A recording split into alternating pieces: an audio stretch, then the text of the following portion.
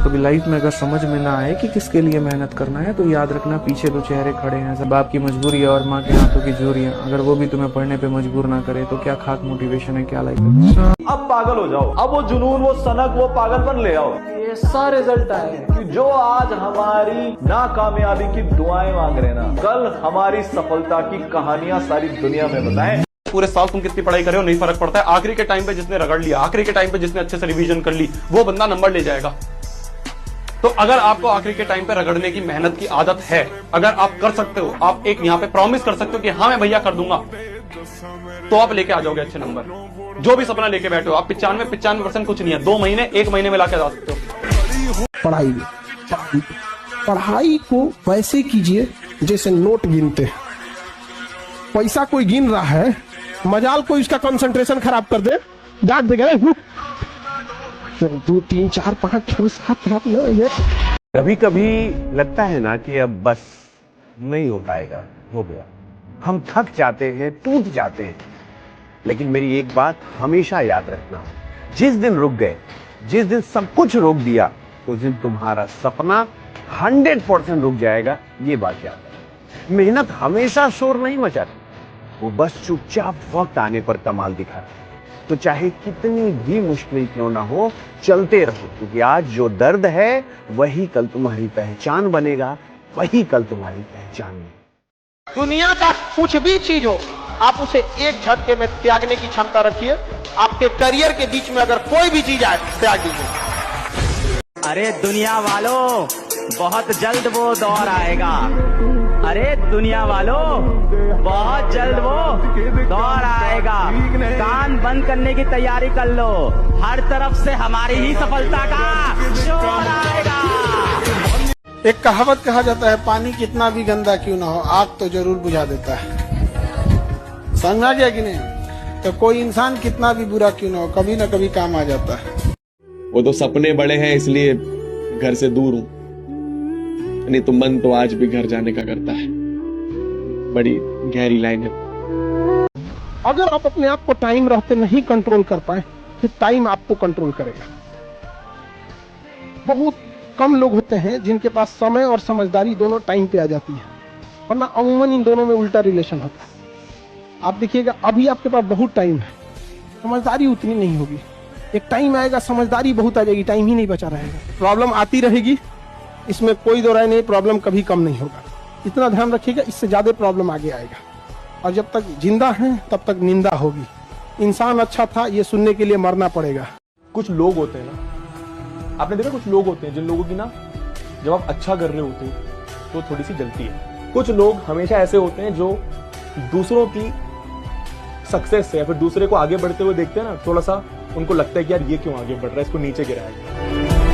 जिस दिन आप 30 साल क्रॉस करेंगे, माँ बाप, समाज, दोस्त, यार, रिश्तेदार सब पूछेगा, बबुआ कैसन दिख रहे हो, भाड़ में जाओ, करते क्या हो। और आप लोग अभी उस दहलीज के पास हैं, 20-22 इसी की एज। जो पहले हैं वो अलग है, कुछ 26-27 वाले हैं, आपके लिए और सर दर्द बढ़ते जा रहा है। ज्यादा दिन नहीं काम आएगा। 30 क्रॉस किए, खत्म कहानी। जिंदगी जिम्मेदारी में बदल जाएगी। You are in the golden period of your life, golden period. और ये जिंदगी का पड़ाव ऐसा होता है, 20 से 30 साल का एज, ये साइकिल की उस पैडल के समान है, जो जितना तेज मार देगा वो आगे उतना डगरेगा। फिर उसके आगे तुम हाथ पैर नहीं मार पाओगे, तुम्हारा किया हुआ चीज ही डगरेगा। क्या इस उम्र में अब हम ये सोच सकते हैं कि हम गणित के टीचर बने? नहीं हो सकता है। अब हमारी साइकिल डगर रही है, जब भी डगरेगी इसी पे डगरेगी। लेकिन आप चाहे तो गणित के हो सकते हैं, चाहे कुछ भी हो सकते हैं। समझाए कि नहीं? जहाँ कहीं गलत हो रहा हो तुम्हारे जीवन में और तुम अपने को न रोक पा रहे हो, वहां से हाथ उठा दो। हे भगवान, आप देखो, अब आप संभाल लेना, मेरी सामर्थ्य नहीं है, मुझे आपकी माया प्रचंड है, घसीटती जा रही, मैं गलत जा रहा हूँ प्रभु, मैं जान रहा हूँ कि मैं गलत हूँ, लेकिन मैं नहीं रुक पा रहा हूँ प्रभु, हम पर वो जरूर बन देंगे, वो कोई ऐसा रास्ता बना देंगे कि आप निकल जाओगे। लेकिन आप जानबूझ करके गिरोगे तो फिर जानबूझ करके अगर जहर खाओगे तो तुम मर ही जाओगे। अगर कोई धोखे से जहर खवाएगा तो भगवान बचाने का चांस है। जी जान लगा देना है। पढ़ने में मन न लगे तो एक दिन याद करना है कि माँ बाप हमको उंगलियां पकड़ के स्कूल ले गए थे। कर चुकाना है कि पिता का वही कांपते हुए हाथ को पकड़ के लाना है। अपनी ऑफिस पे अपने अधिकारी के कुर्सी पे बैठा देना है वहां पर। वो एक ऐसा अधिकारी होता है जिसके आगे उसका नेम प्लेट नहीं होता है, उसके बेटे का नेम प्लेट लिखा रहता है, लेकिन वो बिना नेम प्लेट का अधिकारी होता है। अपने माता पिता को उस लेवल तक ले जाना है। जितने लोग हैं ना आज जो छोड़कर जा रहे हैं, जो टॉन्ट मार रहे हैं, जिन्होंने तुम पर गिव अप कर दिया है, वही तुमसे रिश्ता जोड़ने आएंगे। अरे मेरा दोस्त है वो, उसने इतना बड़ा कमबैक किया है। ठुकरा दिया जिन्होंने मुझे मेरा वक्त देखकर। एक दिन खुद को ऐसा काबिल बनाऊंगा कि उन्हें मिलना पड़ेगा मुझसे वक्त लेकर। आदमी हाथ जोड़ करके मेरी विनती होगी आप लोगों से, और वो रिक्वेस्ट होगा कि भाई अपने वक्त को बर्बाद मत करना।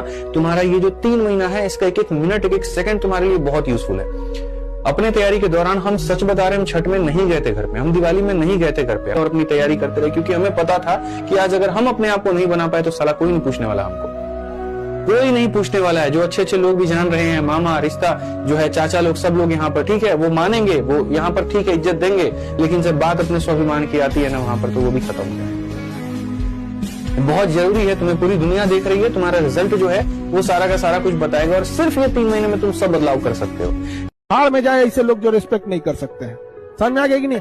आत्मसम्मान अगर बेचकर जीना पड़े तो ठुकरा देना, ऐसी जिंदगी को, मौत को गले लगा लेना। जब आत्मसम्मान मर जाए तो व्यक्ति जिंदा लाश कहलाता है। तो हमेशा याद रखना, ये सब चीजों में समझौता नहीं। Your respect and I respect both. सच में जीतना चाहते हो क्या? दुनिया गाली दे रही है, सर नीचे करो, काम करो। कोई तुम पर विश्वास नहीं कर रहा, सर नीचे करो, काम करो, काम करते जाओ, करते जाओ, करते जाओ, करते जाओ। एक दिन ऐसा आएगा, जीत जाओगे तुम, और फिर दुनिया बोलेगी तुम्हें ओवरनाइट सक्सेस। जिंदगी भर ये मत बोलिए मैं ऐसा ही हूँ, अभी ये भी पूछिए मैं ऐसा क्यों, मैं ऐसा क्यों रहूं, कब तक ऐसे ही रहूंगा। ये भी पूछो, कब तक नॉर्मल रहूंगा, कब तक ऑर्डिनरी रहूंगा, कब तक 12 घंटे सोते रहूंगा, कब तक मानता रहूंगा कि मैं तो ऐसे ही, कब तक। सरकारों से सवाल करने से सरकारें बदलती होंगी, खुद से सवाल करने से जिंदगी बदलती है। ये याद। एक नया पड़ाव आ गया है। रिजल्ट कुछ भी आता है मुझे फर्क नहीं पड़ता, तुम्हारी 80% आए, 90 आए, 100% आए, 50% आए, फर्क नहीं पड़ता। मेरे लिए तुम हमेशा मेरे ब्रिलियंट स्टूडेंट्स रहोगे, मतलब रहोगे, क्योंकि मेरे लिए जरूरी था कि तुम मेहनत करना सीखो, जो कि तुमने सीख लिया है, जो कि तुमने सीख लिया है। कॉन्फिडेंस बहुत इंपॉर्टेंट है। जब तुम एग्जाम में बैठोगे ना, तुम्हारा जो कॉन्फिडेंस है ना, वो तुम्हारे स्कोर को डिसाइड करेगा। इमेजिन करो तुम एग्जाम के अंदर बैठे हो और तुम बहुत डरे हुए हो ना, तो तुम कुछ ना कुछ सिली मिस्टेक करके आओगे 101%।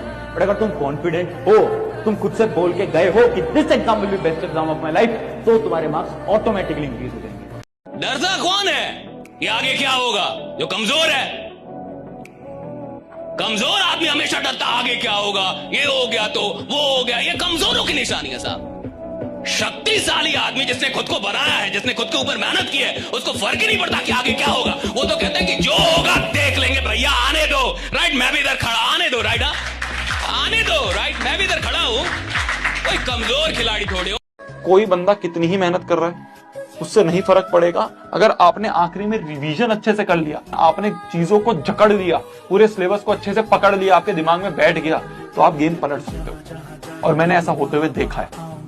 जब मेरा आखिरी का टाइम आया था ना, 12th में बोर्ड का टाइम, तो मेरे पास सिर्फ फरवरी का टाइम था, क्योंकि जनवरी में मेरे एग्जाम हुए, जेई का एग्जाम हुआ, जेई का एग्जाम होने के बाद मेरे जो प्रैक्टिकल वगैरह थे वो हुए। उसके बाद हमारे कोचिंग वालों ने कहा अब आपके पास फरवरी का टाइम है। भाई अभी तक तो हम जेई का पढ़ रहे थे, सीधा एकदम बोर्ड्स पे कैसे स्विच करें? तो हमारे पास सिर्फ फरवरी का टाइम था, सिर्फ 1 महीना था। उस 1 महीने में मेरे को नहीं पता दिन कब हो रही है, मेरे को नहीं पता शाम कब हो रही है, मेरे को नहीं पता रात कब हो रही है। घर पे मेरे टिफिन आता था और बस मैं पूरे दिन बुक उठा के लगा रहता था। खाने तुम लेके आ रहे हो ना, उसको छोड़ के लग जाओ बस। सिंपल सी बात ये होती है, और कोई ऑप्शन नहीं है। और कोई ऑप्शन नहीं है आपके पास कि आप या तो कोई मोटिवेशनल वीडियो देख लो। क्या करोगे? मोटिवेशनल वीडियो देख के 10-15 मिनट में आ जाएगा, और क्या होगा? पर जब तुम अपने आप अपना सिलेबस कंप्लीट कर रहे होगे ना, वो जो अंदर से मोटिवेशन आएगी वो असली होगी, वो बाहरी मोटिवेशन नहीं होगी। एक मूवी देख के मोटिवेशन नहीं आता है, मोटिवेशन खुद करने पे आता है। तो अब से ना बस लग जाओ, कुछ नहीं देखना इधर उधर क्या चल रहा है, कुछ नहीं देखना आसपास क्या चल रहा है, तुम्हारे दोस्त क्या कर रहे हैं, नहीं पूछना मैं क्या चल रहा है। मैं अपने ऊपर देखूंगा, मैं अपना देखूंगा मेरा सिलेबस कितना हुआ है,